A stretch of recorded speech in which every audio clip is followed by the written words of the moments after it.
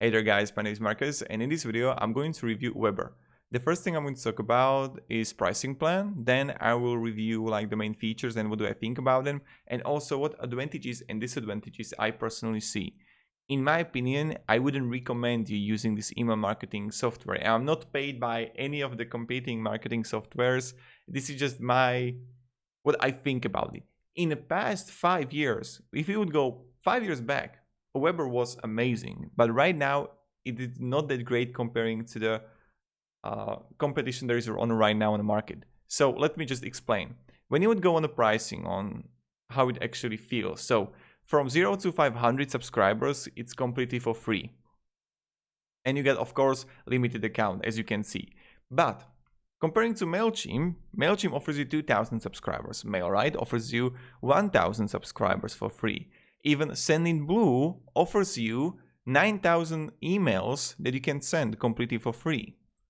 However, only 500 and only 3,000 emails. So this is the first thing that you need to be like, okay, all right. And even when you would go about how much money you're going to pay monthly, it's not that cheap. Even in MailRite, it's much cheaper. Sendinblue, of course, is all about how many emails you're going to send.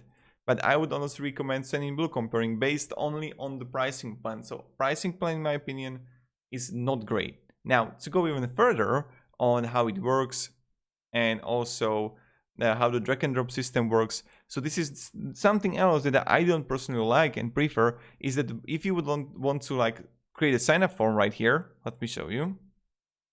It's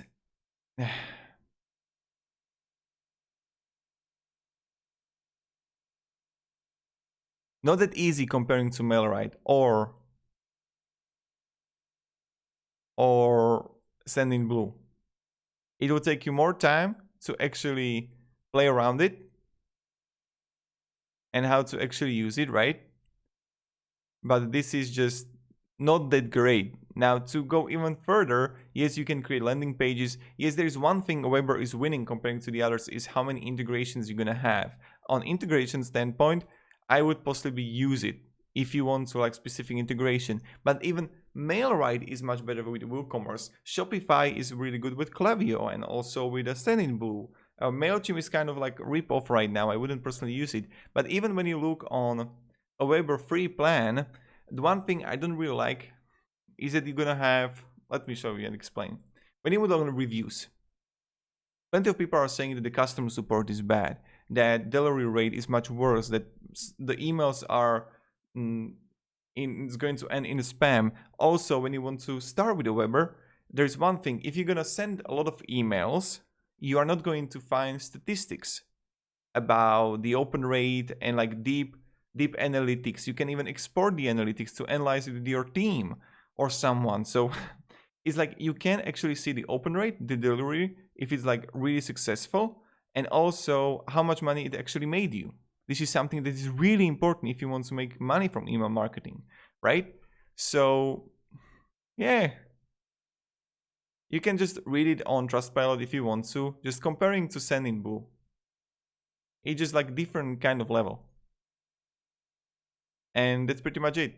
Yes, they offer you also with automations that you can use, but still